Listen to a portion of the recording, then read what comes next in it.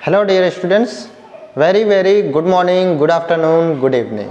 अपने हिसाब से आप लोग टाइम देख लेंगे, मैनेज कर लेंगे।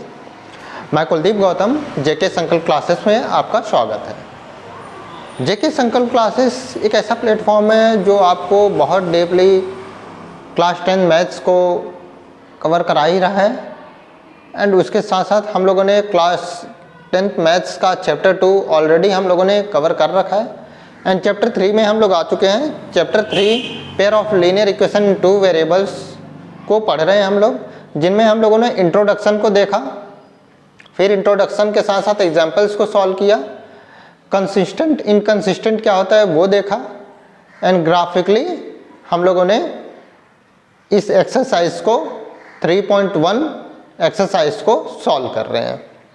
सो एक्सरसाइज 3.1 में हम लोगों ने question number first, second and third को ऑलरेडी कवर कर रखा है। सो इस तरह से हम लोगों ने चैप्टर 3 के 5 लेक्चर्स अभी तक कवर कर लिया है। अब हम लोग लेक्चर नंबर 6 में एक्सरसाइज 3.1 का क्वेश्चन नंबर 4 सॉल्व करेंगे। क्वेश्चन नंबर 4 में 4 क्वेश्चंस हैं। इन चारों क्वेश्चंस को हम लोग देखेंगे 1 बाय 1 एंड कैसे सॉल्व होता है इसे समझेंगे। बहुत ही अच्छे से, बहुत ही डीपली हम लोगों ने कॉन्सेप्ट्स को समझा है। जिन्होंने भी, जिन तक जो स्टूडेंट्स न्यू हैं, जिन तक मेरी वीडियो पहुंच रही है, डेफिनेटली वो लेक्चर 1 से ज़रूर देखिए। आप लोगों को बहुत मज़ा आने वाला है। बहुत इंटरेस्टिंग सा एक चैप्टर है ये, एंड इसके साथ साथ कॉन्सेप्ट्स भी डिटेल्स में बताया गया है। सो विदाउट कॉन्सेप्ट्स अगर आप लोग समझेंगे तो समझ में आने वाला है डेफिनेटली आप लोगों को, बट विद कॉन्सेप्ट करेंगे तो मैथ्स को याद करने का एकमात्र ये तरीका है, प्रैक्टिस एंड कॉन्सेप्ट। बिना प्रैक्टिस एंड बिना कॉन्सेप्ट के मैथ्स को याद नहीं किया जा सकता है। तो डेफिनेटली मैं बोलूँगा आप लोग डीपली पढ़िए, पेन पेपर ले करके एक नोट्स बनाइए, अपनी नोटबुक अच्छे से कंप्लीट कीजिए, एंड 1 बाय 1 मेरी वीडियोस के थ्रू आप लोग लास्ट में इतने एबल हो जाएंगे कि at least more than 90 and up to 100% marks पा पाने में सक्षम हो जाएंगे। सो अब हम लोग देख रहे हैं क्वेश्चन नंबर 4 का फर्स्ट देखेंगे सॉल्व कैसे करना है। सो पहले हम लोग क्वेश्चन को समझ लेते हैं, क्वेश्चंस क्या बोल रहा है, उसके बाद हम लोग सॉल्व करेंगे। देखते हैं क्वेश्चन क्या बोल रहा है। Which of the following pairs of linear equations are consistent and inconsistent. So कौन सा pair of linear equations consistent है या कौन सा इनकंसिस्टेंट है, ये हम लोगों को बताना है। इसके साथ साथ बोल रहा है इफ कंसिस्टेंट, अगर कंसिस्टेंट है, ऑब्टेन द सॉल्यूशन ग्राफिकली, तो इसके सॉल्यूशन को क्या करना है, ग्राफिकली हमको सॉल्व करना है। तो कंसिस्टेंट एंड इनकंसिस्टेंट क्या होता है ये समझना बहुत ज़रूरी होता है। ऑलरेडी प्रीवियस लेक्चर्स में मैंने आप लोगों को बता रखा है। जिनको भी कंसिस्टेंट इनकंसिस्टेंट के बारे में समझना, डेफिनेटली जाइए वहाँ पे देखिए, समझ में आने वाला है अच्छे से। बट फिर भी मैं थोड़ा सा कॉन्सेप्ट दे दूँ कंसिस्टेंट एंड इनकंसिस्टेंट का। कुछ भी नहीं है, छोटा सा ही कॉन्सेप्ट है। कंसिस्टेंट क्या होता है, ऐसा पेयर ऑफ लीनियर इक्वेशन जिनमें एटलीस्ट 1 सॉल्यूशन हो और उससे ज़्यादा और भी सॉल्यूशंस मिलते हों, ये सभी के सभी कंसिस्टेंट होते हैं। एंड ऐसा पेयर ऑफ लीनियर इक्वेशन जिनमें एक भी सॉल्यूशन ना मिलता हो, वो इनकंसिस्टेंट होता है। So pair of linear equation में कंसिस्टेंट कौन कौन सा हो सकता है, ऑलरेडी मैंने आप लोगों को बता रखा है। अगर pair of linear equation intersecting line है तो कंसिस्टेंट होगा। अगर pair of linear equation coincident line है तो कंसिस्टेंट होगा। अगर पेयर ऑफ लीनियर इक्वेशंस क्या है, पैरेलल लाइन है, जो एक दूसरे को कभी भी ना तो इंटरसेक्ट कर रहे हैं ना ही कोइंसिडेंट लाइंस हो रहे हैं, सो इन दैट केस हम लोग बोलेंगे वो इनकंसिस्टेंट होगा। सो जितने भी क्वेश्चंस गिवन है प्रॉब्लम नंबर 4 में इनमें जो कंसिस्टेंट होगा उसे ही हम लोग ग्राफिकली सॉल्व करेंगे अकॉर्डिंग टू क्वेश्चन, और जो इनकंसिस्टेंट है उसे सॉल्व ग्राफिकली सॉल्व नहीं करेंगे हम लोग। सॉल्व तो करना है हम लोग को, लेकिन ग्राफिकली सॉल्व नहीं करना है इनकंसिस्टेंट वाले पेयर ऑफ लीनियर इक्वेशंस को। सो यहाँ पे हम लोग देखेंगे ये पेयर ऑफ लीनियर इक्वेशन किस तरह का है, उसके अकॉर्डिंग हम लोग ग्राफ बनाएंगे अगर कंसिस्टेंट बनता है तो। सो यहाँ पे अगर हम लोग देखें क्या गिवन है, x plus Y is equal to 5, first number, fourth का first number, exercise 3.1, x plus Y is equal to 5, ये फर्स्ट इक्वेशन है। सेकेंड इक्वेशन क्या गिवन है, 2x plus 2y is equal to 10 है। अगर मैं इसे सॉल्व करूँ तो यहाँ से 2 कॉमन लेने से ये x प्लस वाई बचेगा is equal to 10, then 2 divide करेगा इसे, बिकॉज यहाँ पे मल्टीप्लाई है तो डिवाइड होगा। सो क्या हो जाएगा, x plus Y is equal to 5। तो इस तरह से हम लोग देखें तो इक्वेशन 1 एंड इक्वेशन 2 दोनों सेम इक्वेशन बनता है, मतलब ये जो सेकेंड इक्वेशन गिवन था वो सेम इक्वेशन बन रहा है। सो दोनों के लिए टेबल भी सेम बनेगा। ठीक, जिनको भी समझ में नहीं आ रहा टेबल सेम कब बन रहा है, कब डिफरेंट टेबल आ रहा है, ये सारी चीज़ें प्रीवियस लेक्चर्स में हम लोगों ने पूरा कवर कर रखा है। लेक्चर 1 से स्टार्ट कीजिए, जेके संकल्प क्लासेस @कुलदीप गौतम के नाम से है। डेफिनेटली आप लोग सर्च कीजिए, आप लोग को मिलेगा चैनल, एंड प्लेलिस्ट में जाइए सर्च कीजिए, आप लोग को स्टार्टिंग से पूरे लेक्चर्स मिल जाएंगे। सो इस तरह से हम लोगों ने देखा फर्स्ट एंड सेकेंड इक्वेशन दोनों सेम है। दोनों सेम होता है तो हम लोग बोलेंगे clearly both equation are same, both equations are same. So it will form coincident lines.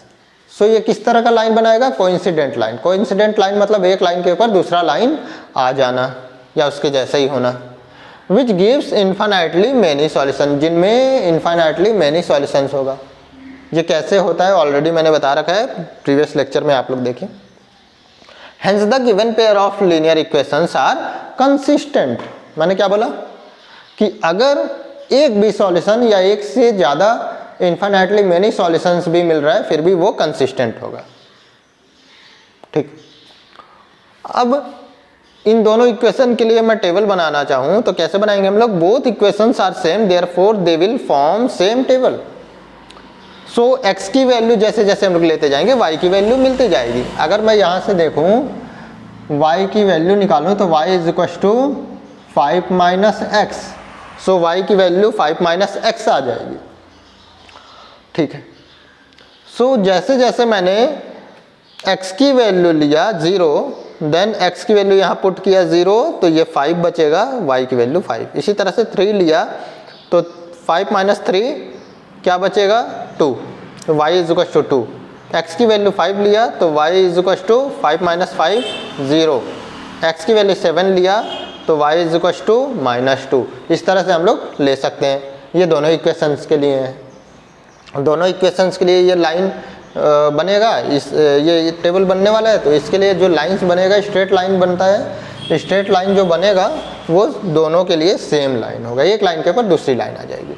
ठीक, ये तो तरीका हुआ सॉल्व करने का। अगर दोनों इक्वेशन सेम होते हैं तो ऐसा मैंने बोल दिया कि ये कोइंसिडेंट लाइंस है इसलिए ये कंसिस्टेंट होगा इन्फाइनाइटली मैनी सॉल्यूशंस देने की वजह से।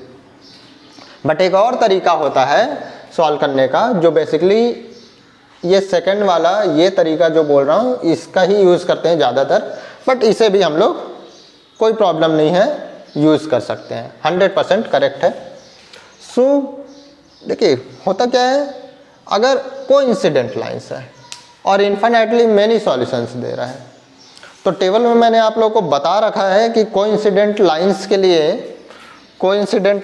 लिए क्या क्या कंडीशंस होती हैं।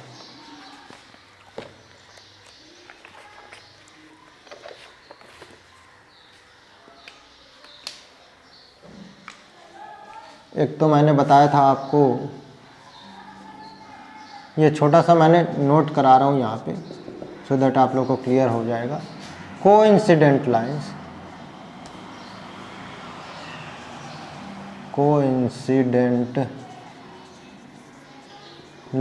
के लिए कंडीशन क्या होता है, A1 by A2 not equal to B1 by sorry coincident lines, हाँ, A1/A2 is equal to B1/B2 is equal to C1/C2।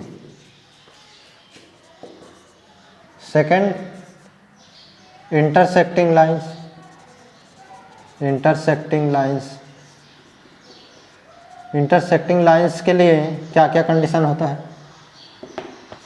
A1/A2 is equal to not equal to B1/B2।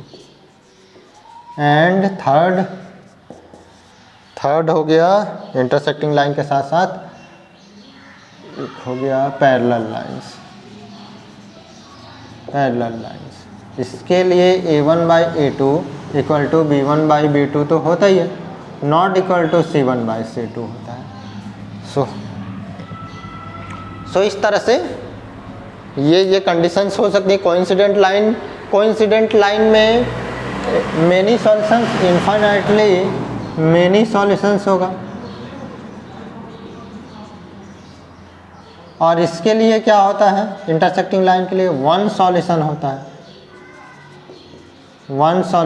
है और इसके लिए नो सॉल्यूशन होता है। सब कुछ बता रखा है मैंने, फिर से एक बार बता दिया मैंने। सो यहाँ पे समझ में आ रहा होगा। सो देखिए क्या कंडीशंस मैं दे सकता था यहाँ पे साफ साफ समझ में आ रहा है। दोनों सेम टेबल बना रहे हैं। सेम टेबल बनाता है, कब बनाता है सेम टेबल? जब एक लाइन दूसरे लाइन के ऊपर आ जाता है, मतलब कोइंसिडेंट लाइन है। कोइंसिडेंट लाइन के लिए कंडीशंस क्या होता है? A1/A2 is equal to B1/B2 is equal to C1/C2।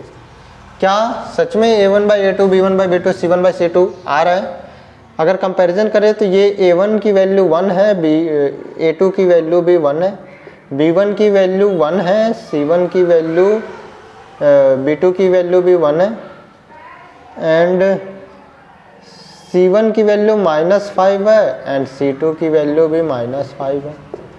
सो दोनों कट होके -1/-1 दैट इज 1/1 आ जाएगा। सो इस तरह से हम लोग देख सकते हैं A1/A2 B1/B2 एंड C1/C2 सभी के सभी इक्वल हैं। सो ये किस तरह का लाइन बनाएगा? कोइंसिडेंट लाइन बनाएगा। और कोइंसिडेंट लाइन होने की वजह से इनमें मेनी सॉल्यूशंस होगा और मेनी सॉल्यूशंस होने से ये कंसिस्टेंट बनेगा। सो मेनली इस तरह से हम लोग को सॉल्व करना था, बट ऐसा भी सॉल्व किया तो कोई प्रॉब्लम नहीं है। एग्जैक्टली एकदम 100% ये करेक्ट है। इसे आप लोग सॉल्व कर सकते हैं एंड मार्क्स भी मिलने वाले हैं। सो जिनको भी नोट करना है नोट कर लीजिए। इसे हटा रहा हूँ।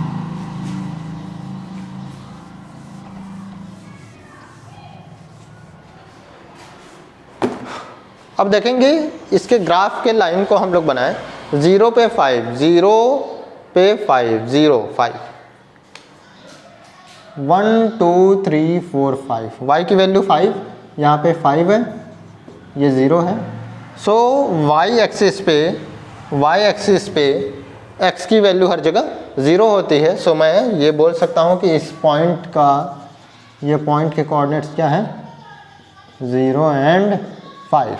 इसी तरह से 3 2, 1 2 3 1 2, ये 2, ये दोनों लाइन्स एक दूसरे को कुछ यहाँ पे इंटरसेक्ट करेंगी।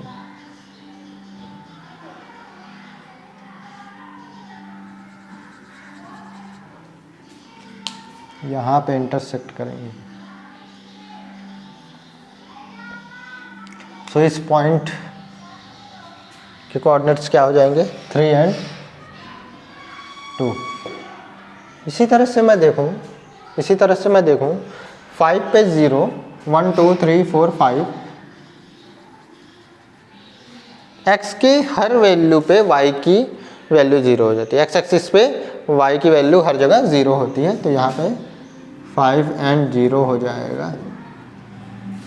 एंड 7 - 2 5, ये 5 6 7, ये 7 7 - 2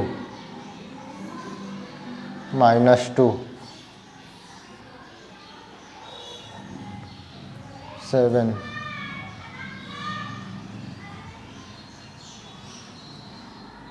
7 7 माइनस 2। इस लाइन को ड्रॉ किया,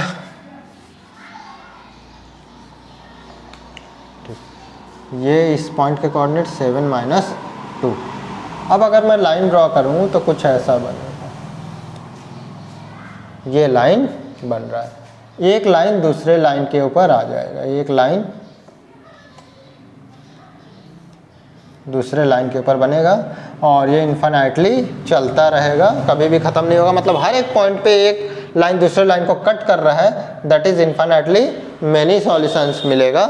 सो इस तरह से इस लाइन का ग्राफ बनेगा। ग्राफिकली हम लोगों ने सॉल्व कर लिया। आई होप, आशा करता हूँ बहुत अच्छे से आप लोगों को ये समझ में आ पाया होगा कैसे सॉल्व करा है हम लोगों ने। इसे नोट कर लीजिए, फिर इस क्वेश्चन नंबर 4 का सेकंड सॉल्व करेंगे।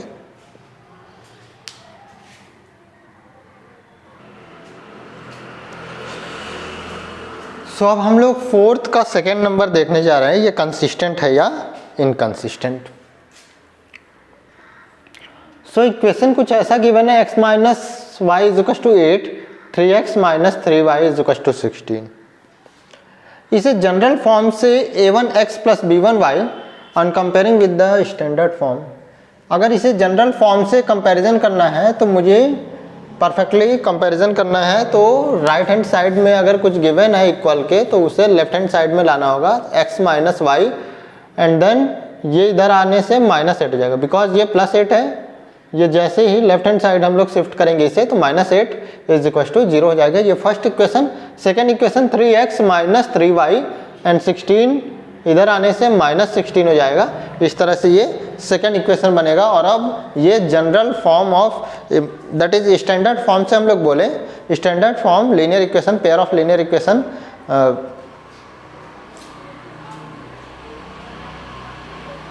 पेयर ऑफ लीनियर इक्वेशंस जो होते हैं स्टैंडर्ड फॉर्म, उससे कंपैरिजन अब किया जा सकता है। So pair of linear equation कौन सा होता है? On comparing with the standard form a1x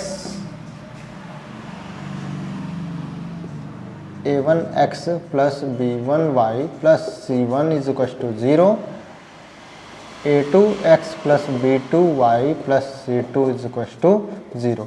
अगर इस स्टैंडर्ड फॉर्म से कंपैरिजन करें हम लोग एंड उसका रेशियो देखें तो समझ में आ पाएगा हम लोग को कि a1 बाई a2 हम लोग को क्या मिलेगा, a1 by a2 is equal to 1/3। क्या हो जाएगा? a1 a2 1 3 x का कोफिशिएंट क्या है? 1 एंड 3, 1/3 इसी तरह से b1 बाई b2 क्या हो जाएगा? -1 and -3, minus minus cancel out होके 1/3 हो जाएगा। एंड इसी तरह से c1 बाई c2 देखूँ तो -8 बाई -16 है, माइनस माइनस कट होके 8/16, 8 1 जा 8 2 जा 1/2 हो जाएगा। सो अगर हम लोग कंपैरिजन अब करें इन सभी का तो देखेंगे a1 by a2 is equal to b1 by b2। ये b1 by b2, a1 by a2 दोनों क्या है? इक्वल है, but c1 by c2 equal नहीं है। और इस केस में हम लोगों ने अभी थोड़ी देर पहले देखा था, फर्स्ट क्वेश्चन को जब सॉल्व कर रहे थे हम लोग, तो यहाँ पे मैंने आप लोगों को सॉल्व करके बताया था ग्राफ के ऊपर कि कब कोइंसिडेंट होता है, कब इंटरसेक्टिंग होता है, कब पैरेलल लाइंस होते हैं। सो ये जो कंडीशन होता है इस पे पैरेलल लाइंस बनती हैं और पैरेलल लाइंस में एक भी सॉल्यूशन नहीं मिलता है। Clearly the given pair of linear equations are parallel lines, hence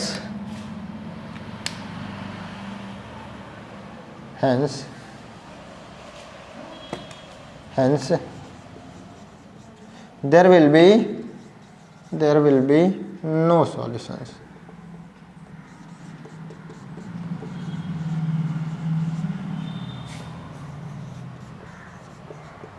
So the given pair of linear equations, so the given pairs of linear equations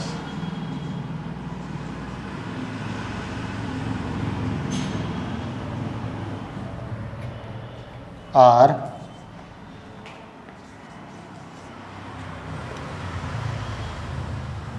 inconsistent.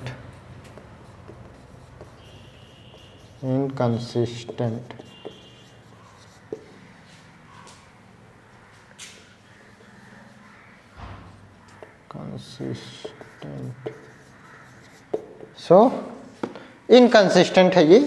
अब इनकंसिस्टेंट होने की वजह से हम लोगों को ग्राफिकली इसे सॉल्व करने की ज़रूरत नहीं है, डेफिनेटली सॉल्व किया जा सकता है graphically, but according to question हम लोग को सिर्फ कंसिस्टेंट वाले प्रॉब्लम्स को ही ग्राफिकली सॉल्व करना है। सो इसके लिए सिर्फ इतना ही सॉल्यूशन होगा, इसे नोट कर लीजिए, फिर नेक्स्ट थर्ड नंबर मैं सॉल्व कराऊंगा आप लोग को।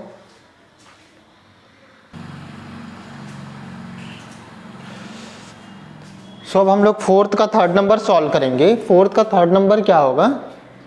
फोर्थ का थर्ड नंबर इक्वेशन गिवन है 2x plus y minus 6 is to 0 and 4x minus 2y minus 4 is to 0। ये दोनों इक्वेशन जब हम लोग स्टैंडर्ड फॉर्म से कंपैरिजन करेंगे तो हम लोग को क्या मिलेगा? रेशियो में a1/a2 दैट इज 2/4, 2/4 को सॉल्व करेंगे तो 1/2 हो जाएगा।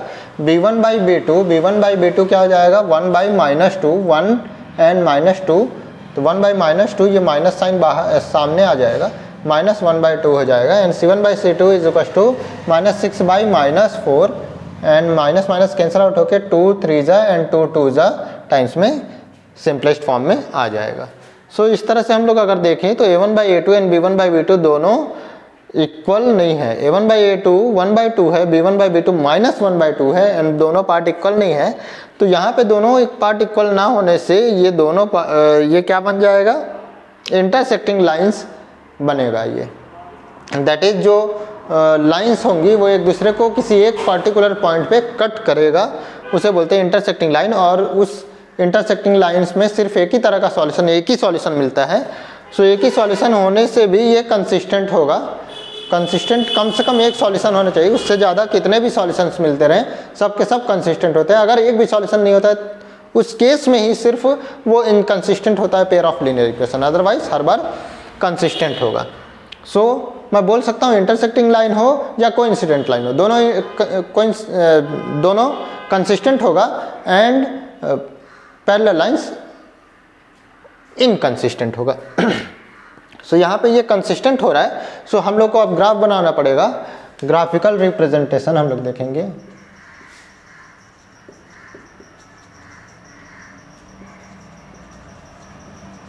प्रेजेंटेशन। सो ग्राफिकल रिप्रेजेंटेशन जो होता है उसे सॉल्व करने के लिए हम लोग को टेबल की ज़रूरत होती है। दोनों इक्वेशन का टेबल एक हम लोग निकालते हैं। अब हम लोग पहले इक्वेशन के लिए अगर हम लोग टेबल बनाए तो फर्स्ट इक्वेशन में y की वैल्यू हम लोग को फाइंड करना जरूरी है। अगर मैं y फाइंड करूँ तो -6 उधर जाएगा, +6 हो जाएगा एंड 2x भी राइट हैंड साइड शिफ्ट होगा तो -2x हो जाएगा। सो +6 -2x इस तरह से y की वैल्यू फाइंड होगी। जैसे जैसे x की वैल्यू पुट करते जाएंगे y की वैल्यू हम लोग को मिलता जाएगा। ये पूरा का पूरा पार्ट y है। सो x की वैल्यू अगर मैंने 0 लिया तो ये पूरा का पूरा पार्ट 0 हो जाएगा, 6 सिर्फ बचेगा तो y की वैल्यू 6 हो जाएगी। इसी तरह से x की वैल्यू मैंने 2 लिया तो 2 2 जा 4 हो जाएगा, 6 - 4 2 बचेगा तो y की वैल्यू भी 2। इसी तरह से x की वैल्यू मैं देखूं अगर 3 लेता हूं तो 3 2 जा 6 हो जाएगा, 6 - 6 0 हो जाएगा, y की वैल्यू 0। एंड इस तरह से हम लोग फाइंड करते हुए x की वैल्यू 6 लेने से y की वैल्यू -6 मिलेगा। इसी तरह से टेबल इक्वेशन 2 के लिए हम लोग टेबल बनाते हैं तो क्या बनेगा? हम लोग को y की वैल्यू फाइंड करना है और y पॉजिटिव हमेशा लेना है हम लोग को, तो -2y को राइट हैंड साइड शिफ्ट करना होगा सो दैट इधर के पार्ट्स जो भी बचेंगे 4x - 4 बचेगा, 4x - 4 and right hand side 2y चला गया। अब 2 से डिवाइड करेगा पूरा का पूरा पार्ट, बिकॉज ये मल्टीप्लाई है तो ये 4x - 4 को 4x - 4 पूरे को 2 से डिवाइड करेंगे तो y की वैल्यू हम लोग को मिल जाएगी। y ये 2 डिवाइड करेगा, यहाँ पे y बचेगा अकेला, तो y is equal to 4x - 4 whole divided by 2। इस तरह से हम लोग जैसे जैसे x की वैल्यू लेते जाएंगे y की वैल्यू हम लोग को मिलता जाएगा। जैसे x की वैल्यू मैंने 0 लिया तो ये पूरा पार्ट 0 हो गया, -4 बचा, -4 को 2 से डिवाइड किया तो -2 आ गया। सो ये y की वैल्यू आ गई। इसी तरह से x की वैल्यू अगर मैं 1 लूँ तो 4 1 जा 4, 4 से -4 दैट इज 0 हो जाएगा और 0 डिवाइडेड बाई 2 0। सो y की वैल्यू 0। इसी तरह से x की वैल्यू 2 लिया तो 4 2 जा 8, 8 - 4 4 बचेगा, 4 डिवाइडेड बाई 2 क्या हो जाएगा 2। एंड इसी तरह से मैं बोलूँ x की वैल्यू मैंने अगर 4 लिया तो 4 4 जा 16। हम लोग कुछ भी ले सकते हैं, कोई ज़रूरी नहीं है कि यहाँ पे जो वैल्यू हम लोगों ने लिया एग्जैक्टली वही लें। लेकिन लाइन वही बनने वाला है जो यहाँ पे आएगा। किसी भी तरह से सॉल्व कीजिए, कोई सी भी वैल्यू लीजिए, सेम लाइन बनने वाला है। मैंने यहाँ पे 4 ले लिया, सो क्या हो जाएगा, 4 4 जा 16, 16 माइनस 4 कितना होगा 12, 12 को 2 से डिवाइड करेंगे तो 6 आएगा, y की वैल्यू 6। एंड इस तरह से सॉल्व करते रहेंगे। सिंस ये इंटरसेक्टिंग लाइन है, ऑलरेडी मैंने पहले बता रखा है ये इंटरसेक्टिंग लाइन है, इंटरसेक्टिंग लाइन में एक ही सॉल्यूशन होता है। सो इन दोनों टेबल में एक कॉमन पॉइंट होना चाहिए। सो यहाँ पे अगर मैं देखूँ x की वैल्यू 2 है तो y की वैल्यू भी 2 है। सेम इसी तरह से x की वैल्यू 2 लेने से y की वैल्यू 2 है।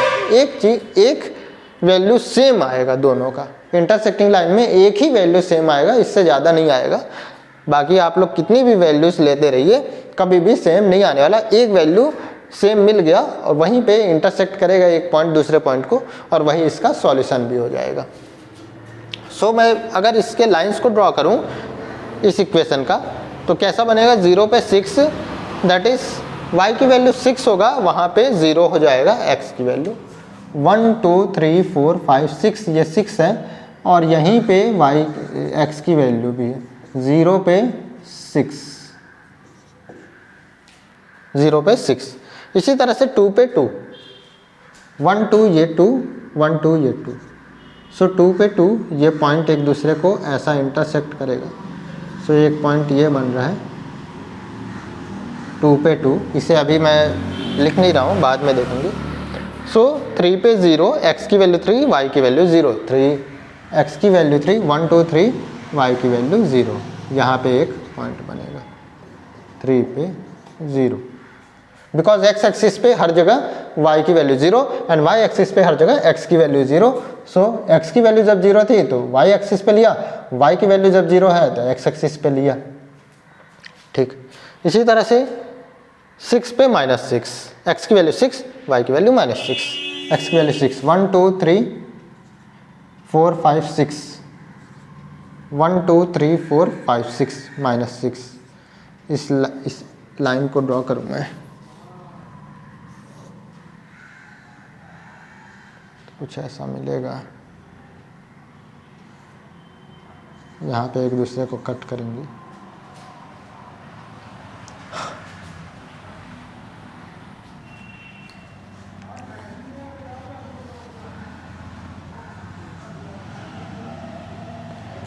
अब इसके लाइन को अगर मैं ड्रॉ करूँ तो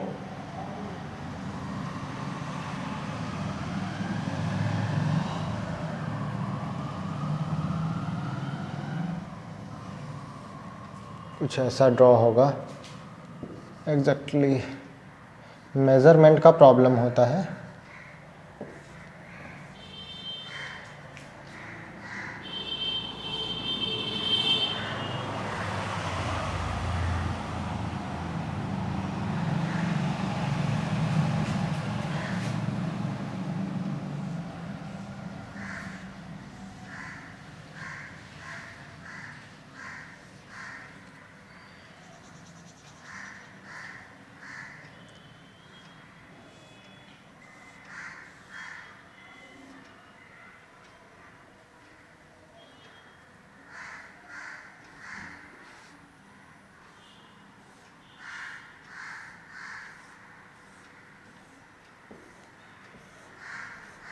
ये लाइन कुछ ऐसा आएगा, स्ट्रेट लाइन।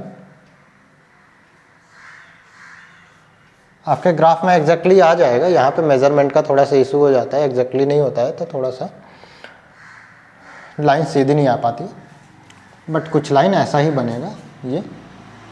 ये क्या है, 6 पे -6।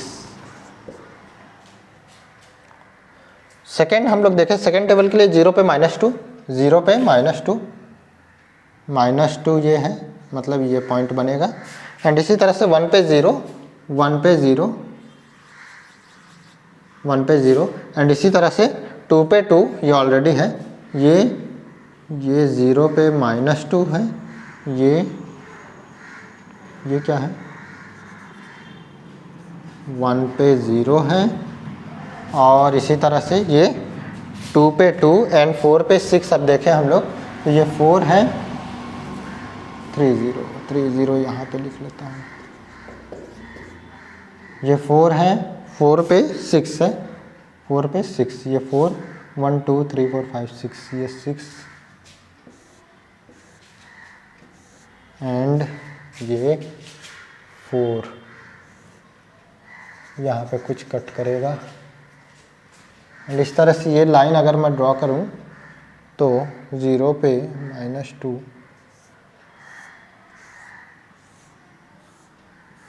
कुछ इस तरह से ड्रॉ होगा ये लाइन।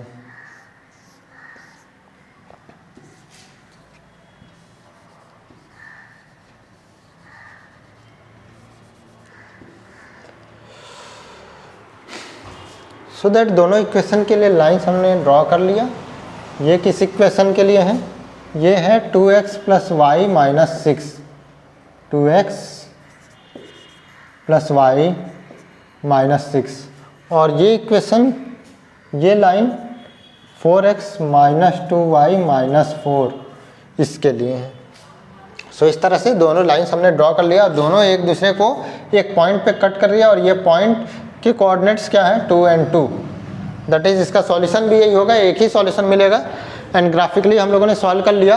अब 4th नंबर की बात करें, इसे नोट कर लेंगे आप लोग। अब 4th नंबर की बात करें तो 4th नंबर मैं आप लोगों के ऊपर छोड़ता हूँ। आशा करता हूँ बहुत अच्छे से आप लोग को समझ में आया होगा। डेफिनेटली 100% मैं गारंटी के साथ बोल सकता हूँ, आप लोगों ने अगर इसे ध्यान से पढ़ा, ध्यान से समझा, तो 4th नंबर 100% आप लोग को बनेगा। बहुत ईजी है, टफ नहीं है, इसे नोट कर लीजिए आप लोग। आफ्टर दैट मैं क्वेश्चन नंबर 5 को सॉल्व करूँगा। अब 4th नंबर, इसका 4th नंबर मैं आप लोग के ऊपर छोड़ता हूँ, आप लोग सॉल्व कीजिए। कंप्लीट टीचर्स के ऊपर डिपेंडेंट मत रहिए, कुछ आप लोग भी ज़रूर सॉल्व कीजिए, सो दैट आप लोगों के कम से कम एटलीस्ट सॉल्यूशन का मेथड समझ में आएगा, कैसे सॉल्व करते हैं, एंड मैथ्स भी समझ में आने लगेगा। हर जगह अगर आप लोग टीचर्स के ऊपर डिपेंडेंट होंगे तो मैं गारंटी बोल सकता हूँ आप लोग को प्रॉब्लम आएगा। डिपेंडेंट मत रहिए, खुद भी सॉल्व करने की कोशिश कीजिए। नोट कीजिए इसे, फिर क्वेश्चन नंबर 5 हम लोग सॉल्व करेंगे।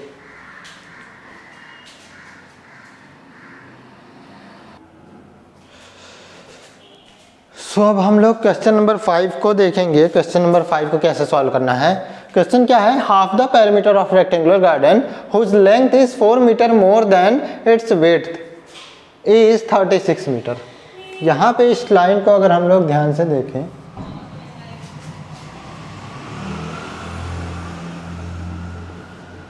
अब देखिए क्या बोल रहा है, half the perimeter of rectangular garden. इस लाइन को अगर मैं छोड़ दूं तो क्या बन रहा है? Half the perimeter of rectangular garden is 36 metre. That is एक रेक्टेंगुलर गार्डन है। रेक्टेंगुलर गार्डन कुछ ऐसा होगा, ऐसा गार्डन ऐसा रेक्टेंगुलर टाइप से होगा।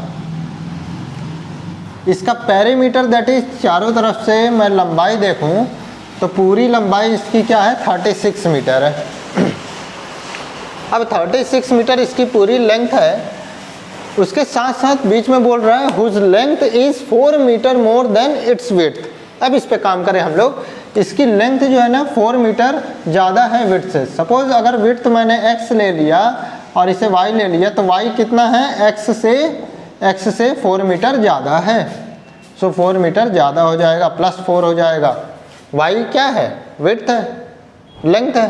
लेंथ विड्थ से 4 मीटर ज़्यादा है तो +4 करेंगे तभी तो 4 ज़्यादा होगा।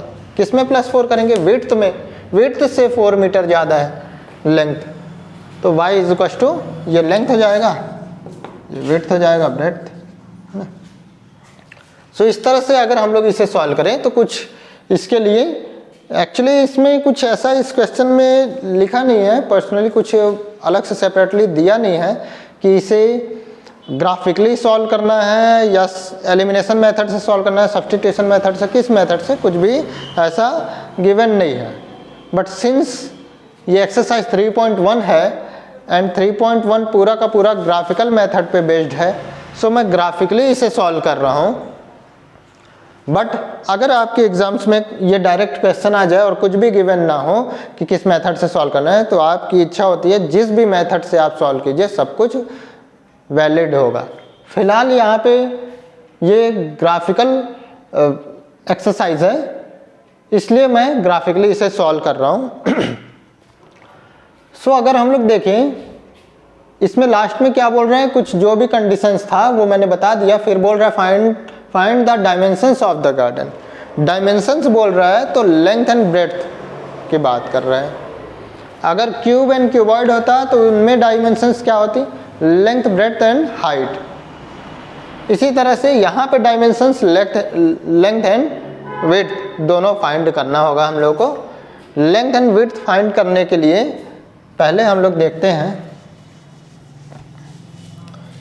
कंडीशंस क्या क्या हो सकता है।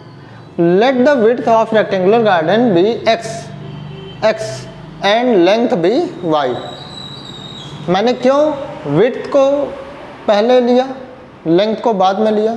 बिकॉज विड्थ पता होगा तो ही हम लोग को लेंथ पता होगा अकॉर्डिंग टू क्वेश्चन। अगर हम लोग को ये पार्ट पता चल जाए, विड्थ पता चल जाए x, तो y जो ये लेंथ है ये भी पता चल जाएगा x + 4। कुछ नहीं करना है, बस विड्थ से 4 मीटर ज़्यादा कर लेना है। दैट इज़ हम लोग को विड्थ पता करना जरूरी है। सो विड्थ मैंने पहले लिख दिया, let the width of rectangular garden be x and length be y। इस तरह से मैंने लिख दिया। अब इसे हम लोग क्वेश्चन के अकॉर्डिंग समझें तो क्या बोलता है, half the perimeter of rectangular garden is 36 metre. Half the perimeter of rectangular garden is 36 metre. So मैंने लिख दिया।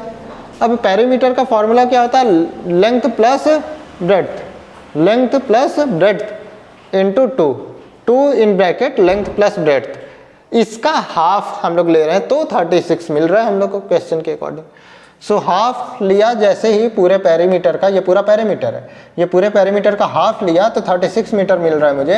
हाफ से हाफ, ये 2 से 2 कट गया, बचा क्या, y + x बचा। इसे x + y भी हम लोग लिख सकते हैं, कोई प्रॉब्लम नहीं है, इज इक्वल टू 36 मीटर। ये फर्स्ट इक्वेशन बन गया। सेकेंड इक्वेशन क्या बोलता है कि जो विड्थ है वो लेंथ से 4 मीटर ज़्यादा है, तो डायरेक्टली मैंने ये इक्वेशन लिख लिया, y is equal to length जो है विड्थ से 4 मीटर ज़्यादा है। सो ये width + 4 is equal to length. ठीक, ये सेकंड इक्वेशन बन गया। अब इसके लिए हम लोग टेबल बनाएं, तो टेबल फॉर इक्वेशन 1, इक्वेशन 1 के लिए मैं देखूं तो y की वैल्यू क्या आ जाएगी, y इज इक्वल टू ये x माइनस हो जाएगा तो -36 36 माइनस x। अब इसे सॉल्व करें हम लोग, तो अगर मैं इसकी वैल्यू 0 लूँ तो y की वैल्यू 36 हो जाएगा, और 36 बहुत बड़ा हो जाएगा ग्राफ में।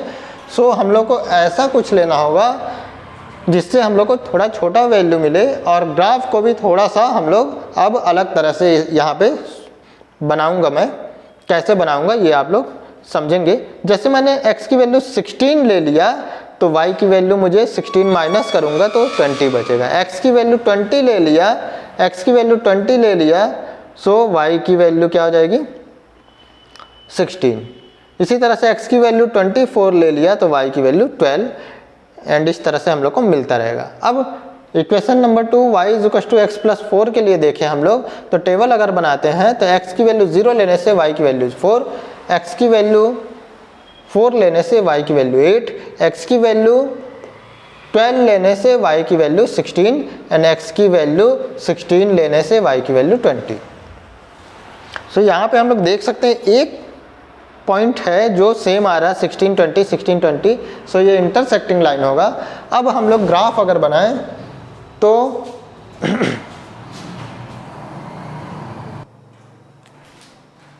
ग्राफ बनाएं हम लोग तो कैसा बनेगा कुछ ये देखेंगे। यहाँ पे देखिए, मैं बोलूँ यहाँ पे डायरेक्टली 1 2 3 4 ऐसा मैं लेता तो बहुत ज़्यादा लेंथी चला जाता ग्राफ, बिकॉज यहाँ पे वैल्यू 16 20 ऐसा कुछ गिवन है, और यहाँ पे भी 20 तक गया हुआ है, तो 20 तक जाने में प्रॉब्लम होता है। ज़्यादा बेटर है मैं एक एक पॉइंट को, एक एक यूनिट को 4 4 यूनिट के बराबर ले लूँ। यहाँ से यहाँ 4 8 12 16 20 24 28 32 36 एंड 40। इस तरह से मैं आराम से इस टेबल की वैल्यूज़ को भी कवर कर पाऊंगा। सो यहाँ पे 4 4 का मैंने लिया है, इसी तरह से नीचे भी 4 4 के टेबल के अकॉर्डिंग मैं लूँगा, एंड इसी तरह से यहाँ का 4 का मल्टीपल पूरा जाएगा एंड 4 का मल्टीपल इधर भी पूरा आएगा। सो इस तरह से मैंने वैल्यू ले लिया, और यहाँ पे भी मैंने इंटेंशनली ऐसी वैल्यू लिया है जो 4 के टेबल में ही सिर्फ आता हो। सो इस तरह से यहाँ पे बड़े आराम से लाइन ड्रॉ हो पाएगा। तो देखा मैंने x की वैल्यू 16 पे y की वैल्यू 20, x की वैल्यू 16 पे y की वैल्यू 20। मैं कुछ ऐसा भी ले सकता था, x की वैल्यू अगर मैं 0 लूँ, 36 माइनस x की वैल्यू अगर मैं 0 लेता हूँ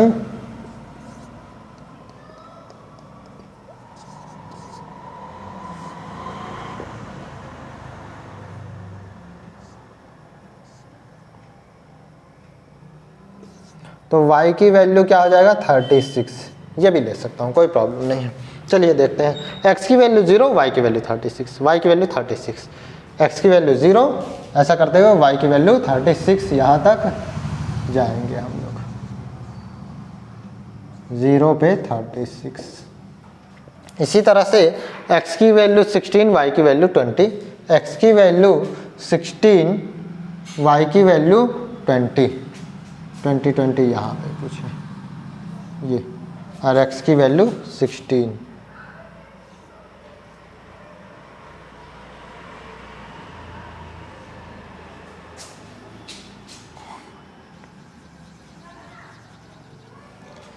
एंड अब मैं देखूँ x की वैल्यू 20 तो y की वैल्यू 16, x की वैल्यू 20, y की वैल्यू 16, ये कुछ ऐसा जाएगा।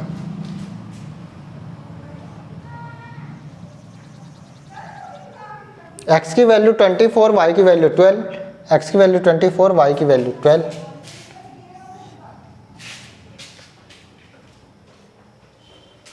कुछ ऐसा जा रहा है। तो इस तरह से इसके लिए मैं लाइन अब ड्रॉ कर सकता हूँ। ये पूरा इस लाइन को हटा देता हूँ, अदरवाइज कंफ्यूजन क्रिएट होगा।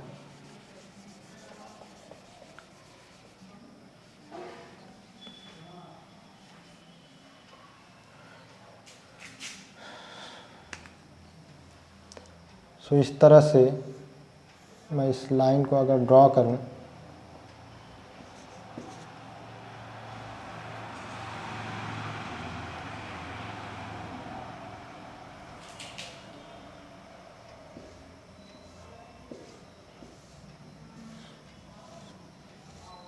कुछ ऐसा बन रहा है।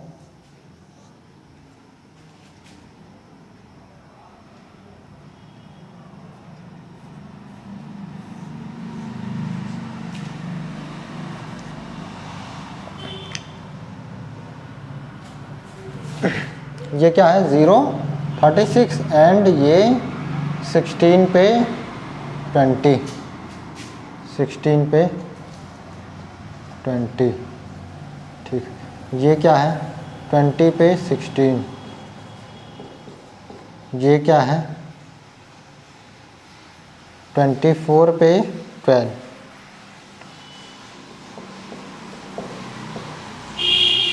ठीक। अब हम लोग जाएंगे 0 पे 4, 0 पे 4, x की वैल्यू 0, y की वैल्यू 4, दैट इज यहाँ पे x की वैल्यू 0, y की वैल्यू 4, x की वैल्यू 4, y की वैल्यू 8, x की वैल्यू 4, y की वैल्यू 8,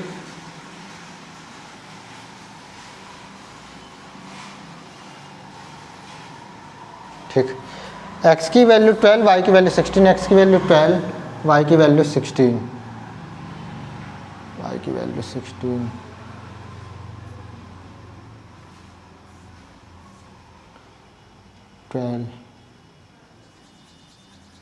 कुछ यहाँ पे ड्रॉ होगा। इसी तरह से x की वैल्यू 16, y की वैल्यू 20, x की वैल्यू 16, y की वैल्यू 20, ये एक कॉमन पॉइंट आ गया। एंड अब इस तरह से मैं लाइन ड्रॉ करूं तो कुछ ऐसा लाइन ड्रॉ होगा। सो ये किस इक्वेशन के लिए है, ये सेकेंड इक्वेशन। ये x अगर इधर आता है तो माइनस एक्स हो जाएगा, y माइनस एक्स, या फिर y is equal to x plus 4 वाले इक्वेशन के लिए है। और ये लाइन किस इक्वेशन के लिए है, y is equal to that is x plus Y is equal to 36, x plus Y is equal to 36 इस इक्वेशन के लिए। सो इस तरह से ग्राफिकली हम लोग इसे सॉल्व कर पाएंगे। अब यहाँ पे मैं बोलूँ find the dimensions of the garden, garden की डायमेंशन, सिंस ये इंटरसेक्टिंग लाइन है सो इसका एक ही सॉल्यूशन है, और एक ही सॉल्यूशन होने से इसे हम लोग लिखेंगे since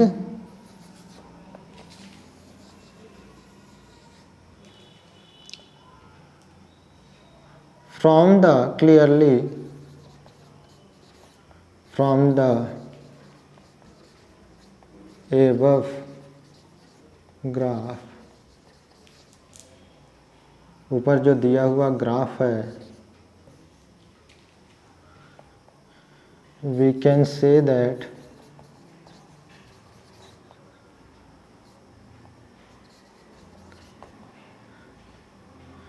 the given pair of linear equation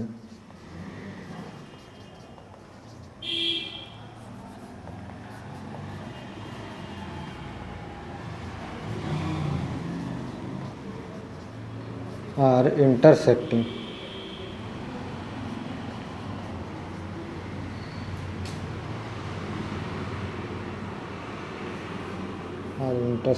lines.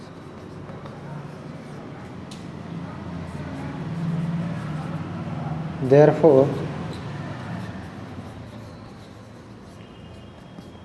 it gives only one solution.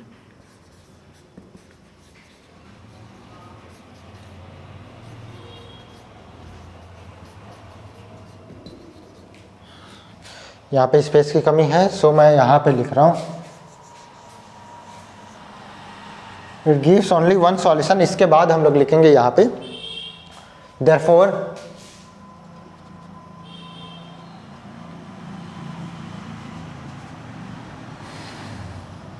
The length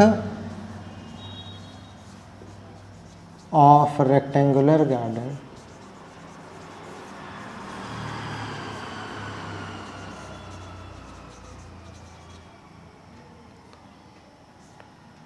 y is equals to x plus 4 is equals to x की वैल्यू क्या है, x की वैल्यू है यहाँ पे 16, so 16 plus 4 is equals to 20 metre and width is equals to x is equals to 16 metre. So ये हम लोगों का एक परफेक्ट आंसर है, इसे नोट कर लीजिए आप लोग। फिर क्वेश्चन नंबर 6 को मैं सॉल्व करूंगा।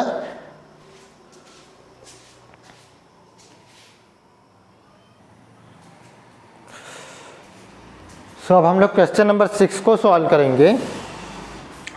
क्वेश्चन 6 में क्या है, given the linear equation 2x + 3y - 8 = 0। ये एक इक्वेशन दिया हुआ है, right another linear equation into variables, एक दूसरा लीनियर इक्वेशन इनटू वेरिएबल्स को लिखना है such that the geometrical representation of the pair so formed is. इस तरह से हम लोग को अनदर लीनियर इक्वेशन को लिखना है कि पहला जो इक्वेशन हो वो इंटरसेक्टिंग लाइन वाला हो, दूसरे में पैरेलल लाइंस बन जाए, थर्ड में कोइंसिडेंट लाइंस बन जाए। सो इस तरह से हम लोग को लिखना है। अब अगर मैं देखूं फर्स्ट के लिए मैं अनदर लीनियर इक्वेशन बनाऊं टू वेरिएबल्स में, सो इंटरसेक्टिंग लाइन के लिए मुझे इक्वेशन लिखना है अनदर इक्वेशन। इंटरसेक्टिंग लाइन के लिए कंडीशन मुझे पता होनी चाहिए। कंडीशन क्या होता है आप सभी जानते हैं, कंडीशन होता है a1/a2 not equal to b1/b2। इस केस में हम लोग बोलेंगे कि ये इंटरसेक्टिंग लाइंस हैं। ओके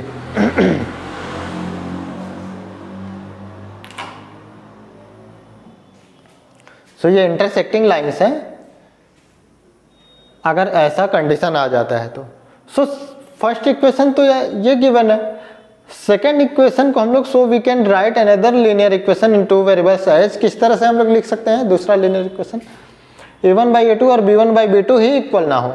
सपोज मैंने ये इक्वेशन लिया, अब जब इस इक्वेशन को मैंने सेकेंड इक्वेशन मान लिया और फर्स्ट इक्वेशन गिवन था और दोनों को कंपैरिजन किया इस स्टैंडर्ड फॉर्म से, तो मुझे क्या मिला, a1 by a2 is equal to 2/3 a1 b1 sorry a1 a2 a1 by a2 is equal to 2/3 b1 by b2 is equal to 3/5। यहाँ पे हम लोग देख सकते हैं 2/3 एंड 3/5 इक्वल नहीं है। सो ये इक्वेशन क्या कर रहा है, इस कंडीशन को फुलफिल कर रहा है। तो क्या हो जाएगा, a1 by a2 not equal to b1 by b2 हो जाएगा। 2/3 एंड 3/5 इक्वल नहीं है। सो मैं बोल सकता हूँ ये किस तरह का पेयर ऑफ लीनियर इक्वेशन बनेगा, ये इंटरसेक्टिंग लाइन वाला पेयर ऑफ लीनियर इक्वेशन बनेगा। सो मैं बोल सकता हूँ ये इक्वेशन जो हमने चूज किया है, कोई जरूरी नहीं है कि सेम एग्जैक्टली यही हर बार हम लोग चूज करें, अलग अलग अपने अकॉर्डिंग हम लोग चूज कर सकते हैं। बस कंडीशन ये होना चाहिए कि a1 by a2 and b1 by b2 equal नहीं होने चाहिए। कुछ भी वैल्यू हम लोग ले सकते हैं। जैसे यहाँ पे एग्जांपल के तौर पे मैं 8x भी ले सकता हूँ, यहाँ पे 7 भी ले सकता हूँ। तो क्या हो जाएगा, 2/8 एंड 3/7 दोनों अभी भी इक्वल नहीं होंगे। अलग अलग तरह का इक्वेशन हम लोग चूज कर सकते हैं। आपके एनसीईआरटी में जो भी इक्वेशन गिवन होगा, कोई ज़रूरी नहीं है कि उनमें जो दे दिया है वही एग्जैक्टली हम लोग को चूज़ करना है। अपने अकॉर्डिंग हम लोग अलग अलग ले सकते हैं। सो इस तरह से ये हम लोग का रिक्वायर्ड इक्वेशन है, ये जो फुलफिल कर रहा है इस कंडीशन को। इसी तरह से पैरेलल लाइंस के लिए कंडीशन ये होता है, और फर्स्ट इक्वेशन ये गिवन है, सेकंड इक्वेशन हमने ये मान लिया। अब जब कंपैरिजन किया तो first and second ratio equal होना चाहिए, थर्ड नहीं होना चाहिए। तो फर्स्ट एंड सेकंड रेशियो हमने देखा 1/5 आ रहा है। कंपैरिजन करते हुए अगर हम लोग लिखे a1 by a2 2/10 and b1 by b2 3/15, इसे कट किया 2 1 जा 2 5 जा 3 1 जा 3 5 जा, लेकिन c1 बाई c2 -8/13 आ रहा है, जो ये इक्वल नहीं है। सो मैं बोल सकता हूँ ये दोनों पार्ट तो इक्वल है, a1 by a2 b1 by b2, but c1 by c2 equal नहीं है। सो ये इक्वेशन क्या है, रिक्वायर्ड इक्वेशन है। इसी तरह से मैं बोलूँ कोइंसिडेंट लाइंस के लिए कंडीशन क्या होता है, a1 by a2 b1 by b2 and c1 by c2 सभी के सभी इक्वल हो जाते हैं। सभी के सभी इक्वल हो जाते हैं। तो ये गिवन था, हम लोग को अनदर इक्वेशन लीनियर इक्वेशन इन 2 वेरिएबल्स चूज करना था।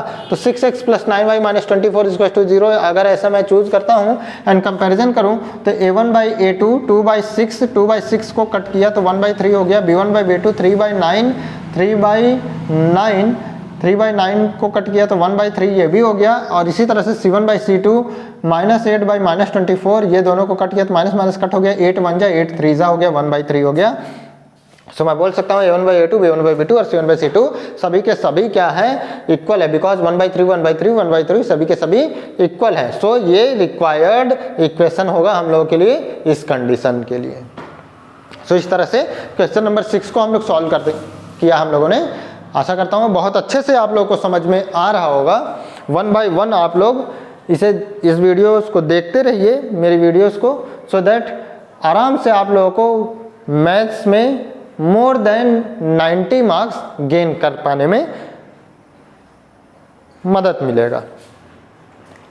इसे नोट कर लीजिए। नेक्स्ट क्वेश्चन नंबर 7 को हम लोग सॉल्व करेंगे।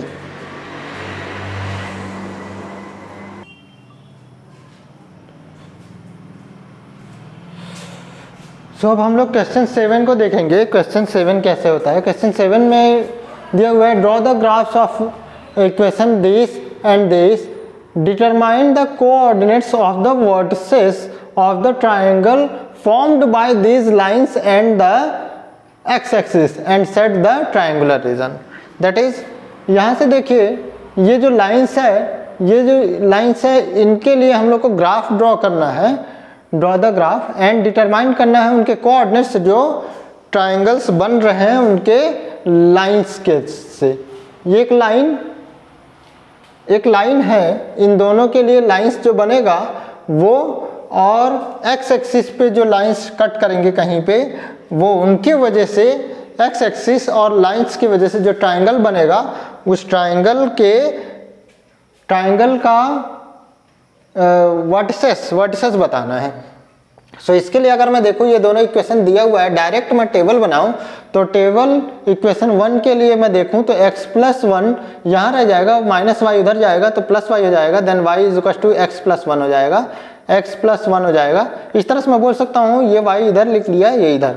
और अगर टेबल में बनाऊँ तो इस तरह से मैंने x की वैल्यू लिया 0, देन y की वैल्यू 1, इन इस तरह से लेते हुए ये पूरा वैल्यू हम लोग को फाइंड होगा। इसी तरह से टेबल 2 में ये इक्वेशन गिवन था, मुझे y फाइंड करना था, तो 2y यहाँ रहने दिया, ये -12 इधर लाया एंड 3x उधर ले गया तो -3x हो गया एंड 2 मल्टीप्लाई था तो ये डिवाइड करेगा पूरे पार्ट को, तो y is 12 - 3x divided by 2। इसे मैं देखूँ तो ये 2 है, यहाँ पे x की वैल्यू जैसे जैसे लेता जाऊँगी, ये 0 लिया मैंने, 0 लिया तो ये पूरा पार्ट 0 हो गया, तो 12/2 6 हो जाएगा एंड x की वैल्यू 2 लिया तो 3 2 6 हो जाएगा, 12 - 6 6 बचेगा, 6 डिवाइडेड बाई 2 3 बचेगा, तो 3y की वैल्यू हो जाएगी। इस तरह से x की वैल्यू रखते हुए y की वैल्यू हम लोग को मिलता रहेगा। और अब अगर हम लोग लाइन ड्रॉ करें तो लाइन कुछ ऐसा ड्रॉ होगा, देखेंगे 0 पे 1, 0 पे 1, x की वैल्यू 0, y की वैल्यू 1, यहाँ पे कुछ बनेगा, ये 1 2 3 4 5 6 7, 1 1 का यूनिट लिया। सो ये क्या हो गया, ये हो गया 0 पे 1, ये 0 पे 1 हो जाएगा। इसी तरह से 1 पे 2, 1 पे 2, यहाँ पे कुछ बनेगा पॉइंट 1 पे 2, सो मुझे यहाँ लिखना चाहिए 0 पे 1, ठीक, 1 पे 2, 1 2 3 4 5 6 7 8, 1 पे 2, 4 पे 5, 4 पे 5, ये 5 है और ये 4 होगा, ये पॉइंट कुछ बनेगा ऐसा। इसी तरह से मैं देखूँ 6 पे 7 है, 6 पे 7 है, ये पॉइंट बनेगा और इस तरह से ये लाइन कुछ ऐसा ड्रॉ होगा।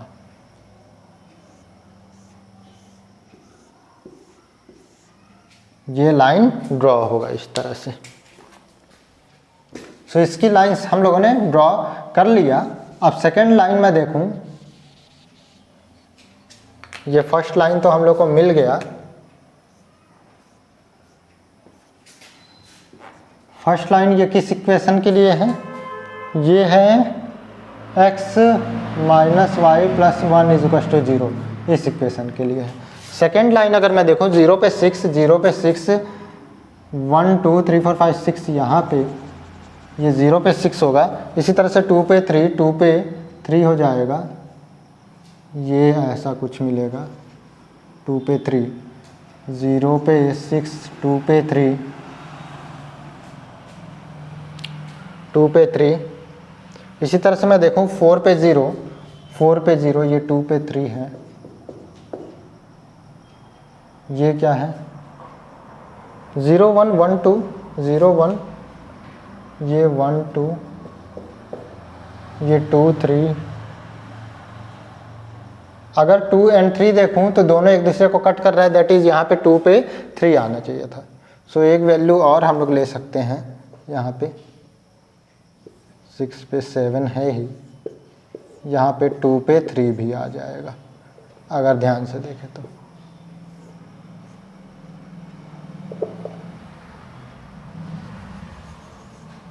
सो यहाँ पे 2 लिया तो y की वैल्यू 3 आ जाएगी। सो ये कॉमन पॉइंट दिख रहा है। इसी तरह से 4 पे 0 में देखूँ, 4 पे 0, 4 पे 0 ये पॉइंट बनेगा। इसी तरह से 6 पे -3, -1 -2 -3 -4 -5 -6, 6 पे -3, ये एक पॉइंट बन रहा है। इस तरह से अगर मैं लाइन ड्रॉ करूं तो कुछ ऐसा लाइन ड्रॉ होगा, ऐसा लाइन ड्रॉ होगा, ये हो जाएगा 6 पे -3, ये 4 पे 0 एंड ये 2 पे 3। 2 और 3 इंटरसेक्टिंग पॉइंट है, दैट इज एक ही सॉल्यूशन है इसका। सो इंटरसेक्टिंग लाइन है। अगर मैं यहाँ पे देखूँ तो एक पॉइंट यहाँ भी आ रहा है, यहाँ पे भी आ रहा है, और एक पॉइंट यहाँ 4 0, और एक पॉइंट यहाँ पे, ये इस लाइन के लिए मैं देखूँ तो ये आ रहा है 1 पे 0, 1 पे 0। सो अगर मैं 1 लेता हूँ, यहाँ पे एक और लाइन ले लूँ मैं,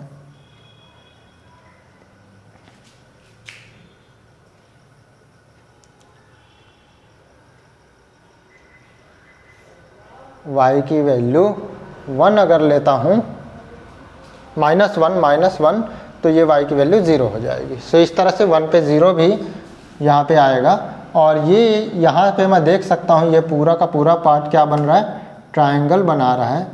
ये ट्रायंगल बना रहा है, सेट कर दिया मैंने। यही हमारा वर्टेक्स है, जो रिक्वायर्ड वर्टेक्स है, इनके कोऑर्डिनेट्स हैं, है ना। So from the above graph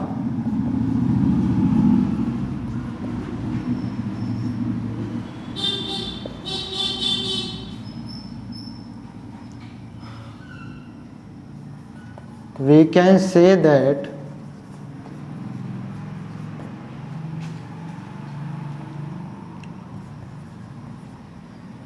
the lines are intersecting.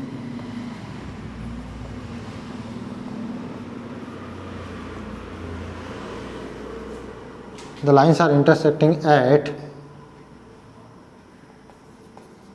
point 23 while both lines intersect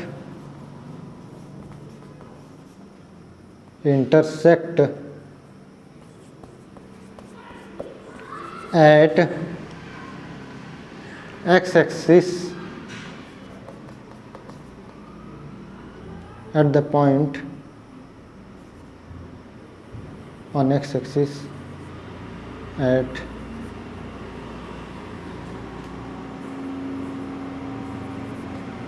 point -1 0, ये -1 है, -1 0 and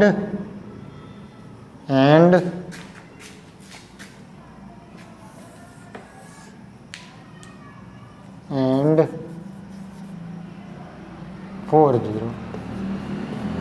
Therefore the required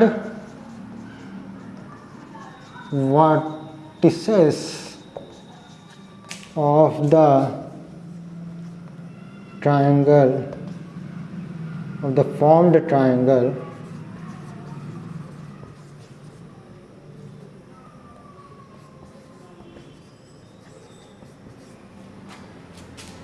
are 2 3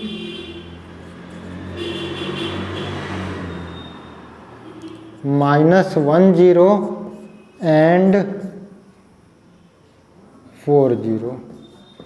इस तरह से हम लोग का ये रिक्वायर्ड वर्टिसेस था इस ट्रायंगल का।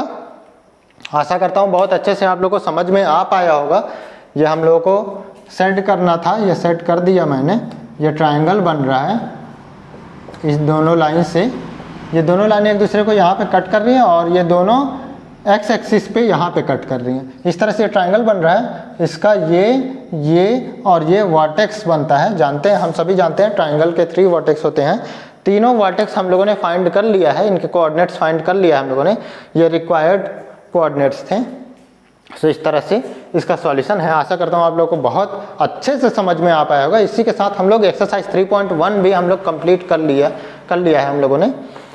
एंड अब नेक्स्ट हम लोग इसके बाद एक्सरसाइज 3.2 के लिए कुछ इंट्रोडक्शन पहले हम लोग देखेंगे and after that examples and 3.2 solve करेंगे। बहुत अच्छे से, बहुत डीपली हम लोगों ने हर एक क्वेश्चन को सॉल्व किया, हर एक क्वेश्चन को समझा 1 by 1। अगर आप लोगों तक कोई भी ऐसा स्टूडेंट्स है जिन तक मेरी वीडियोस पहुंच रही है, जो फर्स्ट टाइम देख रहे हैं, लाइक शेयर एंड सब्सक्राइब करना बिल्कुल भी ना भूलिए, सो दैट आने वाले नेक्स्ट वीडियो की नोटिफिकेशन आप लोगों तक पहुंचती रहे मेरी। एंड बेल आइकन को भी दबाना ना भूलें। आज के लिए इतना ही। Thank you.